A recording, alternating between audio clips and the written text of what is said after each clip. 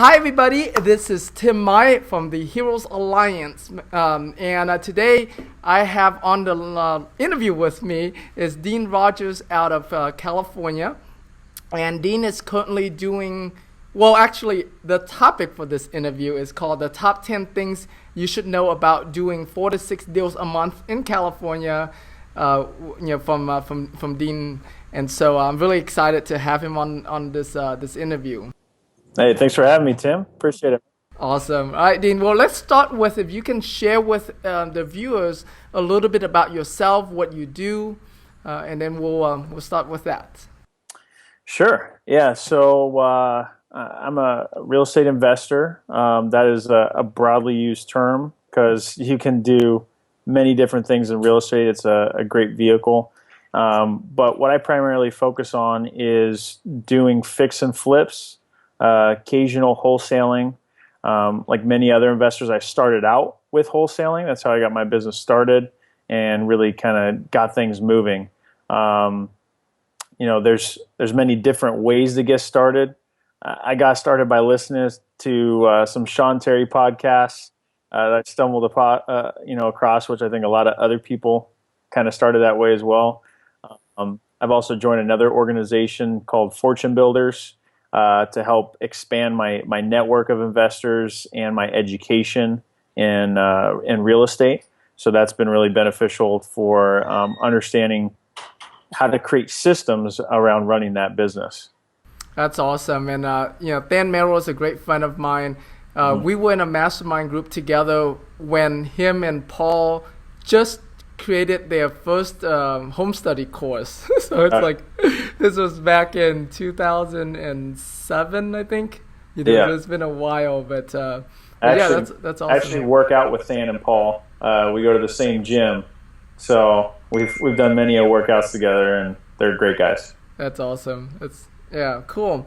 All right, and so what kind of deals are you currently doing, and what kind of volume?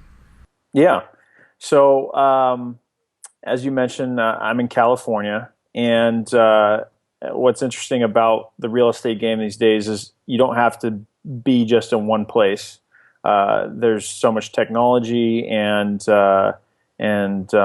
opportunity to be in more than one market. So I live most of my time in San Diego, but I run most of my business out of Central California in what's called the Central Valley. So that comprises of, Visalia and Tulare, the two main towns. They have some other towns around it, including Fresno. It's another market we're looking into, but and do some deals in San Diego as well.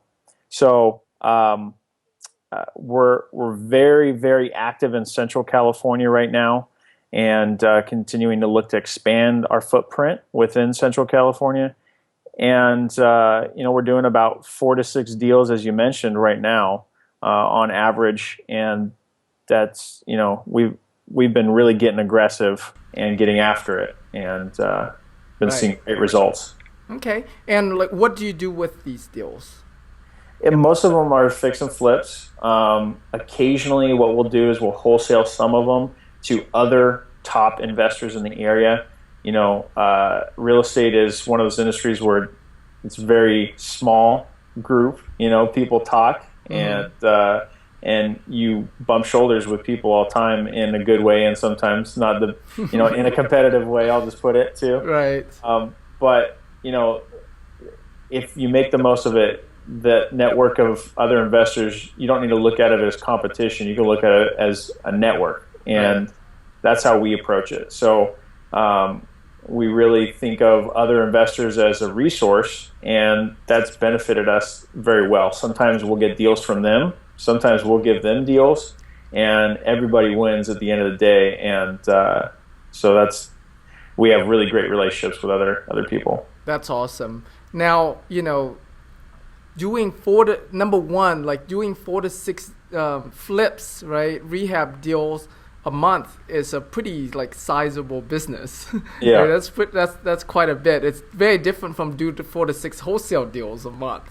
Yeah. And you're doing this in California, where my immediate thought is, wow, he's dealing with high-end properties, doing that many flips. So speak into that for us. Yeah, no, it's funny because most people think California that everyone's at the beach. You're living in San Francisco, walking across Golden Gate Bridge every day, or you're in LA at some fashion show. So everyone assumes that every part of California is expensive, and for the most part, it's true. Living in San Diego most of the year, the price points, average entry-level homes are $500,000. That's pretty crazy. Mm-hmm. Now you get into Central California, in the specific pocket that I'm in, your entry-level home is, $200,000 or less. Oh, wow. And so you, depending upon how you view it, you potentially have more opportunity, pending you have raised the capital to do that. You have your own capital. However you run your business, we run it based on a people like to say OPM model, which is other people's money. And we have lenders that we use and give them a great double-digit return, and that allows them to have a secured investment backed by real estate, getting a phenomenal return, and it allows us more opportunity because we're able to purchase more properties at once. So we have tremendous relationships with our lenders, and that's a huge part of our business. And so we just focus on acquisitions and then offloading them, selling them, putting out a good quality product, and making sure that everybody's happy. And as there's a lot of people involved in a transaction, so yeah. You got to make sure you have good relationships there too. That's awesome, and that's a real. I mean, I wanna draw attention to what you just said there, because from you mentioned earlier about having relationship with other investors, and now you're talking about having relationship with private lenders, right? So I totally can pick up that one of your top 10 things, or top 10 tips is to make this a relationship based business. Yeah. Right. And whether you're buying deals, selling deals, or raising money for deals, right? You're establishing these relationships ahead of time, so that way when the deal presents itself, you're ready for it. Right. No, absolutely. Relationships are huge. They're key to being able to run a successful business. And then above that, number one, if I, through experiences that I've had, the number one key to being able to do 4 to 6 deals is finding people you can trust.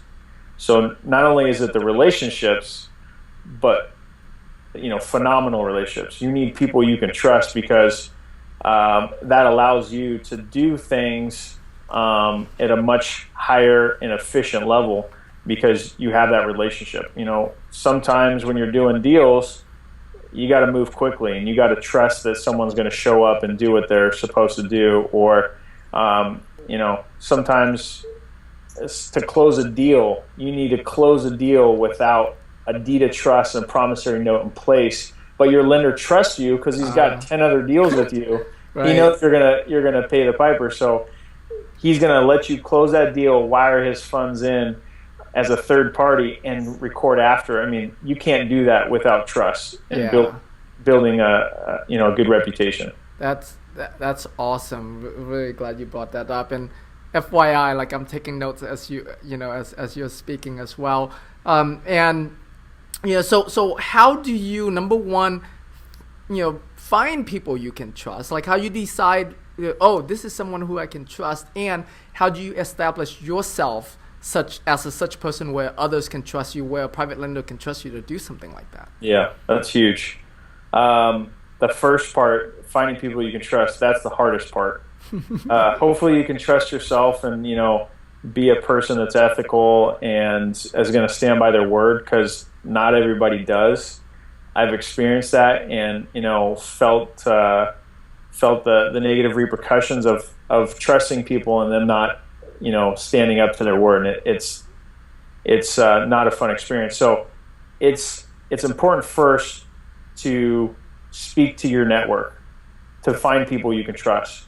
When I first started, I was wholesaling, and I was wholesaling the very first deal I did in Central California, I wholesaled to a particular investor, and it went smoothly, quickly. The next deal I went to him again, and the next deal I went to him again, and he said, "Hey, I like what you're doing. It's not something. It's you're targeting stuff that I haven't been able to find deals, and you're finding good deals. Why don't we just do this together?" And I said, "Well, I don't have the money. I don't have all this money to buy houses yet. Just getting started." He said, "Don't worry, I'll take care of it." So, Nice. wow. So that right there established trust. We had a business relationship. We had money that we were both making together, and that relationship grew into a business partnership that I, am forever grateful for, because there's a huge amount of trust there, and we can both count on each other. Cool. So that's incredible. I was fortunate to fall into that. But if you're just starting out, talk to other people, because some people are going to have great experiences with one person, but you can't count on just that experience. There could be other things that someone else has experienced, and so you just need to make sure who you're dealing with is someone you want to be associated with, and that is like you, is like-minded, has the same ethical code that you do. And from there, you can develop a relationship. And your second part of your question, it's just, how do you sleep at night? How do you feel comfortable with yourself? People tell me they can trust me, and I take every relationship very seriously. When someone tells me something and I tell them something, I take that as just the truth, because that's how I was brought up. That's just how my character is. So it is so important to just be honest. Things happen, bad things happen, and it's part of the business.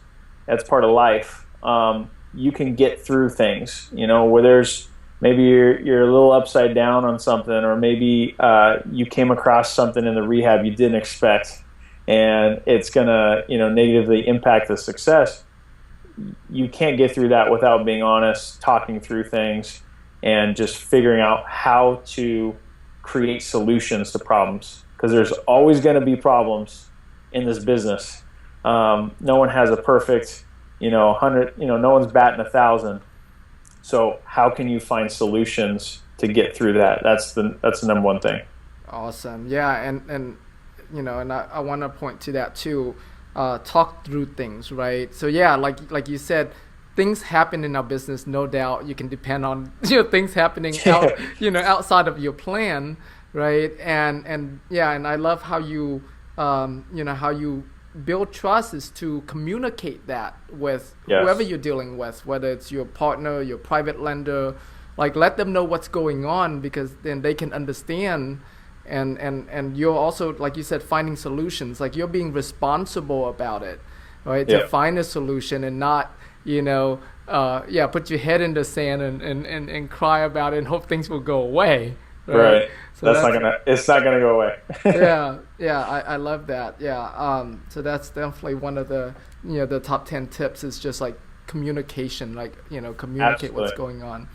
All right, awesome. So how are you currently finding your deals? Yeah. So I'd say there's no one perfect way. We're hitting every single angle. So social media has been a new thing that we've spending time in, and you can get noticed if you spend time on there posting legitimate things. You can post 20 different pictures of the same project and make it look like you're doing tons of different deals. And you may just be excited about that one project. There's nothing wrong with that. But if you're posting that you're doing, let's say a couple weeks ago, we bought 3 deals in 1 week. So we ended up getting a lot of comments like, "Hey, looks like you're doing great," or "Hey, it's been seeing you come through nonstop. Great job." And then I just got off the phone with a realtor the other day on a property we're looking at, and he said, "Yeah, I was just talking about someone with you. We've been seeing your posts," and they were talking to someone else about it, and so that it does work. Social media is very, very powerful. You can reach a lot of people without ever seeing them. So that's one way we're doing it. We find properties right off the MLS. It's very competitive, difficult, but without networking and building the relationships with agents, them seeing you on social media, understanding that you are performing, you know, then maybe we don't get it that opportunity at those deals. But what's important to note, because I know a lot of people are just getting started in real estate, like I was a number of years ago, is if you're just starting out, it doesn't matter. You don't have to have all these posts about all these deals. You just have to reach out and communicate with people and let them know what you're looking to do. Because if you're their first call, that agent's first call, and you get out ahead of this new listing that they're going to come out with, you may get that deal and they may never list it. They could represent you as the buyer, get both sides of the commission. They're happy. And now you have a deal, locked up, and it's just about putting the energy out there to find the deal. So you could spend no money and spend all your time networking with agents, and I guarantee you will get a deal at some point. That's awesome. Yeah, I mean, because a lot of people always talk about that it's hard to find deals on the MLS because it's so competitive. You have millions of eyeballs, right, looking at the same deals, and yeah, like for you, it's not about the MLS deals. It's about having that relationship with the agents, right? And then they bring you those deals, right? So now, I have a couple follow-up questions on that. The deals that the agents are bringing you, are they deals that they listed themselves, or just like any deals and they just bringing it to you? All the above. So we have agents that they have pocket listings. Rather than listing on the market, they know that we're doing deals, so they'll come to us with those and give us an opportunity. Sometimes the numbers, they just want too much. Sometimes they work out great. And then vice versa, some of those are listings. And it was 2 months ago, there was a deal I got, and it was listed on the MLS, been on the MLS for, a little bit more than 60 days, I think it was. And I ended up buying that property for $50,000 less than it was listed because I made the phone call. Wow. Had I just seen it and said it's overpriced, yeah, I never would have got it. But because I made the phone call, established a relationship with the listing agent, let them know, hey, you can represent me as the buyer, but we need to get it for this price. Is that something doable? They were willing to make the effort with the seller. Just so happened that the seller was wanting to just sell the property and get rid of it, and we were able to put a deal together. And it's going to be a great, profitable deal. The numbers are, dialed in. It's an easy in and out deal, and we were able to do it just because I picked up the phone call. That's awesome. Picked up the phone and called. So, sometimes that's all it takes, just making effort. Right. That's awesome. And then back to the social media part of it. Do you post on your wall, your personal wall, or do you have a fan page that you post on, or both? Yeah, all of the above. So okay. I have my own personal business page. Sometimes we will get activity on that. We'll get people commenting, but it seems like people are moving towards the direction of more personal. They want a more personal connection. So someone may see the same post on my business page, won't like it, but they'll see the exact same post on my page and they will like it and comment on it. So I'm finding it being, I'll post on both, but I'll find better results on my personal page. Gotcha. I think some people do build a great following on their business page and it works out great, but for me, that's where I'm seeing my best results is my personal. Okay, gotcha. That's good. Good to know. And so we have social media, we have MLS, networking with agents. What other ways do you find deals? You know what? We do find some deals at the auction. Mm-hmm. It's very highly competitive out there. The big hitters, if you will, are out there every day. So it's slim pickings. The margins are real small. It's not really advised for anybody just starting to go out there. Fortunately, my business partner that I talked spoke to you about that. We built the relationship and partnership. Right. He's been going there since he started, and it has relationships with all those guys. So we go every day, and sometimes we'll go months without getting something, and sometimes we'll hit and we'll get 3 in a month. So you never know. You got to go every single day, and you do have to have cash on hand for it. So that makes your number of people doing it even less. Gotcha. So we will find deals there. But I'd say the most successful is just networking with agents. Wow. Okay. Yeah, I know some other people that are successful in doing that too, but the more you're becoming top of mind to all these agents that are the ones finding deals, is the more opportunity that we're finding to get deals. So we're spending a lot of time and energy doing that. That's awesome. Okay. So we have your top is networking with agents, and would auctions be your second top or no? You know what? Now that I think about it, I forgot one. It's wholesalers. Okay. Other wholesalers, and that could be in the form of a true wholesaler who's spending their time marketing, whether it's bandit signs, direct mail, whichever market you're in that works. There'll be wholesalers, and then also other investors. So wholesalers, other investors is where we're finding a strong amount of opportunity as well, and that's probably right there with auctions as well. Okay. All right. Awesome. All right. And is that it? Anything else that you do in your marketing, like your major ones? Yeah. No, I was looking. Now every property I get, I track the source of where it came from, and I did a breakdown the other day. We have 16 current deals going right now. I don't remember the numbers that the percentages went to, but there's X amount that went to the MLS, X amount from wholesalers or other investors, and we had a couple funny ones on there. One is, or two we got from the police. The police happened to get some calls about someone breaking into a house, or it was someone breaking into a house and disturbing the people who live there, and another one was a house was vacant, and all I did was get a call. Hey, I know that you guys are doing stuff. You may want to take a look at this. So we did our research. We found out who the seller was, got in contact with them, and they turned out to be phenomenal deals. And no one else was in contact with them. And turns out one of the sellers was actually a person that went to my church too. So I built a connection with him there too, and it was a great deal. So it was a win-win for everybody. That is awesome. Well, cool.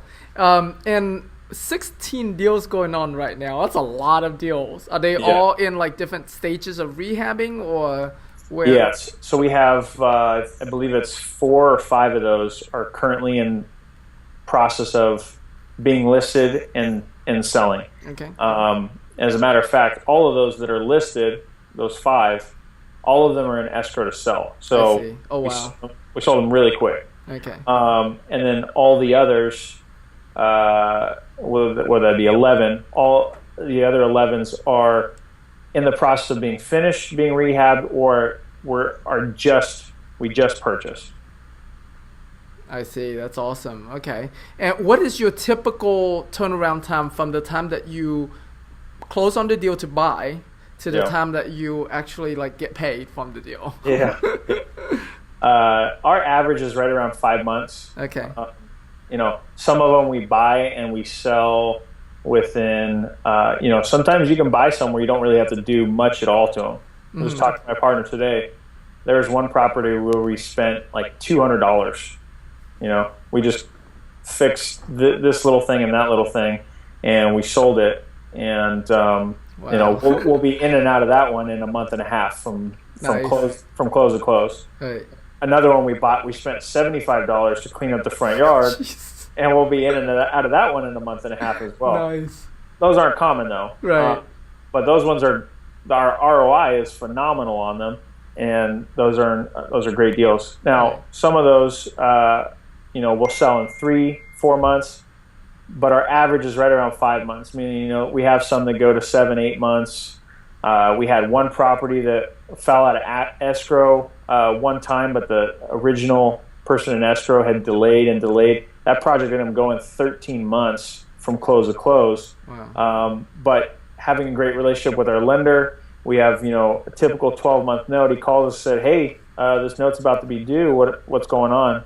"Hey, Mr. Lender, it's been delayed because of this escrow with the buyer.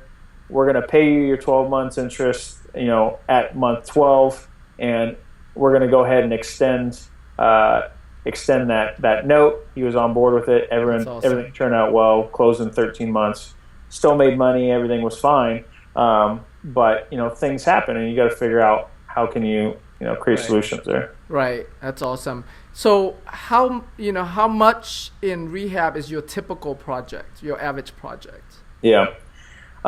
Your average straightforward deal in Central California, we're spending roughly $25,000. Oh, that's not much at all. Okay. Not too bad, yeah. Now we'll come across some real beasts, and we're spending upwards 35 to all the way up to 50 in some of those lower price point homes because they really need it. But for the most part, yeah, let's say we buy $100,000 house, you're probably spending $25,000, Right. and Okay. it pencils out. Yeah. That's awesome. Yeah. So very similar to my market here in Houston. So Mhm. that's great to hear that. So I guess you don't do many deals that are where you have to build additions and stuff like in some other California markets. Yeah, not as many. In San Diego, your typical rehab on a project, you're spending, $50,000 is your in and out rehab for the most part. If you're doing additions, you could easily get up into, $80,000 plus, depending upon, what size of the addition. But the deals I've done in San Diego, they're right around, $50,000 is about the rehab budget there. Gotcha. Okay, great. So now I want to look at your business. How big is your team? Well, we keep our team small. It's me and my business partner, and then he has an assistant himself because he's also a real estate agent, and has not only just his investment business but his realtor business running as well. Okay. And so like when, which then go back to the deals that you guys find with agents, do you let the other agents get both sides of the commission? And then It depends, yeah. In some cases, we'll let them relist it. We do have certain relationships where that's something we do. Others, they just understand we're the buyer. We buy it and we're not sure what we're going to do with it yet, whether flip it, hold on to it, whatever. So, but yeah, sometimes that is a strategy that we use to get them to go with us. Okay. Yeah. I love that you actually answered my question beyond what I was trying to get, but also like when you buying the property, is your partner the agent on your side and then the other agent? Right. Yeah. So most times when we buy a property, my partner will represent us as the buyer, Okay. and basically not take a commission, Not take a commission. Okay. so that it goes back into our profit pool. So that Okay. when we run our numbers, we look at a commission on the sell side as less, so we're able to offer more and be more competitive. I like that. Okay, great. Thank you. So everything else is outsourced, I take it. Like, so you hire general contractors that do all the rehabs and they have their own crew. Yeah, so my partner actually owns a construction company partnered with another investor Okay. that we have a very close relationship with in town. They are partners on the construction company. They run everything through that company, all the contractors, subcontractors, etc. And they have a project manager that they pay to oversee all those projects. Okay, that's awesome. Wow. That's a really lean Very team lean. and business for the kind of volume you guys do. Yeah, I love that. lots of phone calls. I love that. So share with us, like, what's your, what's your typical day look like, and what are some of the habits that you want the viewers to really pick up on? Sure. Yeah, I'd say what I would, the takeaway I would want someone to make sure that they heard was that you have a ton of time in your day, and most people waste their time. I find myself wasting time too, despite doing as many deals, and I, can get on myself for doing that. But most people spend, an hour to 2 hours watching TV a day, and say that they're trying really hard and that they want to be an entrepreneur, or they want to run their own business, but they're not really acting like it. Running your own business takes a ton of time and commitment. Mm-hmm. You can build the systems around you. We haven't built that many systems in terms of people.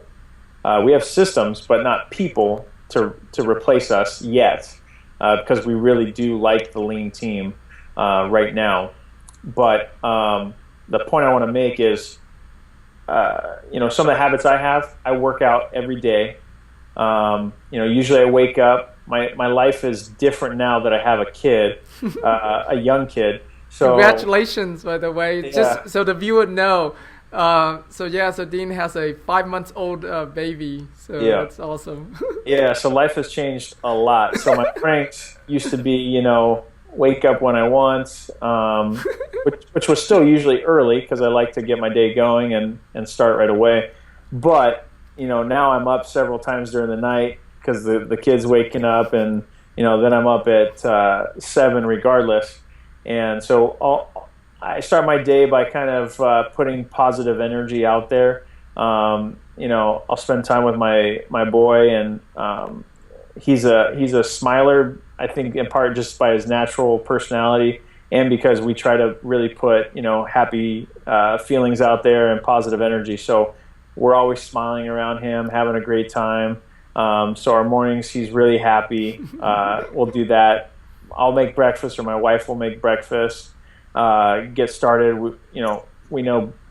I believe firmly that a good breakfast is a good way to start your day. So we always make a good healthy breakfast to start, and then I'll start diving into it. I'll start looking at my emails.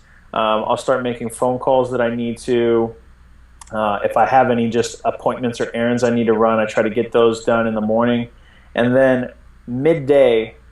Every single day, midday, I'll do a workout. Whether it's playing basketball, I'll play pickup basketball, or I'll go work out at the gym. And that breaks up my day to where I can take, at least an hour of my day in the middle to kind of refocus my energy, think about something different, and expend energy too, so that I stay healthy, and, it kind of re-energizes me. So I break up my day doing that, and then I get back, and then I just start hitting the phones pretty hard, following up with leads, dialing in our, marketing that we're doing, tying up loose ends around different property, details around the properties.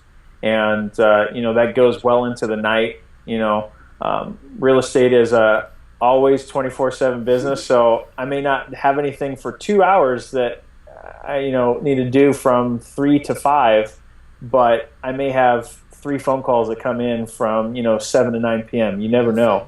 So I try to create some sort of balance. I'm getting better at that. And then I try to make sure I spend some time with my wife in the evening, with her and the kid, give her a break, for taking care of him, and then it's another night. That's awesome. Yep. That's awesome. And yeah, like I see to me, all entrepreneurs, all real estate investors are heroes, right? Because of the commitment that we are for our family, provide for our family, and then the commitment that we are for our clients, making sure they're happy and making sure that they're left in a good place, right? Wherever they're going to next. Yeah. Do you see yourself as a hero? That's funny. Now, I wouldn't necessarily call myself a hero, but it depends what kind of mood you catch me in. If I just landed a deal that's going to be a total game changer. I'm dancing around the house and pounding my chest, feeling like a total, rock star. But if, you catch me on the streets, I try to be as humble as possible. My background is growing up in sports. I've always been, excelled at sports. I made it all the way to the NFL and played for the Chargers. Oh, wow. I ended up having to, take a different shift in life because I had a couple concussions in college and had another one with the Chargers, and it was the year that concussions were all of a sudden a big story. 2011 on ESPN all the time. Saw a lot of other guys that had injuries with concussions, so I decided to choose a healthy life over the fame and money. So shifted towards business and real estate. But my friends always told me that they loved me for being humble and being down to earth. I'm not usually one to talk myself up unless, of course, I just got a big deal. Then I'm gonna pound my chest and be excited about it. But there's a lot of weight on our shoulders as an entrepreneur. You got to provide. At least in real estate, there's like 10 different people at least involved in a transaction, between contractors, escrow and title companies, lenders, yourself, your family, other people's families that are involved in that transaction. I mean, there's a lot of people involved. So, being honest, being truthworthy, being ethical, all those things that we've already talked about, being those things and being someone that someone can trust, I think, in my opinion, is being a hero, because you're impacting other people's lives. And if you can do that well, you can enrich many other people's lives doing it. That's awesome. Thank you for sharing that, and thank you so much for everything you've shared in this interview so far. Really, I got a lot of good notes, and definitely we got more than 10 great tips from you so far already. Is there any, for the viewers listening, they got your contribution. I'm sure that they want to look, they're looking for ways to contribute to you as well. Number one, if they want to get a hold of you or get in touch with you, how do they do that? And number two, are there any resources or any challenges that you currently have that you want the viewers to let you know about or refer you to something? Sure, that's a good question. So number one, how do people reach me? If you do want to engage with me and network, you can always reach me on Facebook. Dean Rogers. You can find me on Facebook. There's a picture of me and my wife on there. You can also search for Home Helpers Group on Facebook. We're also on Instagram as well. You can also reach me at my email, dean@homehelpersgroup.com. And going to that, we named our company Home Helpers Group because we really wanted to put that out there. We're looking to help people. We're not, get rich LLC. That's obviously what everyone wants. That's the American dream, is to live a rich life in more than just financial ways. But we really wanted to create a company that gave people the impression that we are looking to help, and that is what we are looking to do, is create solutions for people and create opportunities as well. So that's who we are. And then if people want to, I wouldn't say we really have any, what was the word you used? Any challenges? Yeah, either challenges or resources that you're looking for that the viewers can support you with. So the only challenge we have is that we want to continue to grow at light speed. We want to be doing 10 deals a month. And the only way we can do that is by raising more capital. And not with just anybody. We don't want to raise capital from any person. We want to do it with people who are experienced in lending, understand the process, and that they're not using their life savings for it, that they're an experienced investor, because we want people to be comfortable with the experience, have done it before maybe, or that understand the business and want to get started in that area, because with more capital, we're able to have approach more opportunities more aggressively. And again, we have nothing but great lenders right now and have created many opportunities for us, but we want to continue to grow. And so that would be one thing, is if someone has relationships with those type of resources, or they themselves are looking to find someone who is doing many deals, has experience, and has a good track record and reputation, reach out to us. We'd love to sit down with you, talk to you. We could speak on the phone first, whatever your preference is, and discuss how we could do business. Right. Awesome. And especially as a private lender or doing private lending, they don't have to be in California. They can be anywhere. Right. And they can they can work with you. So that's awesome. Well, cool.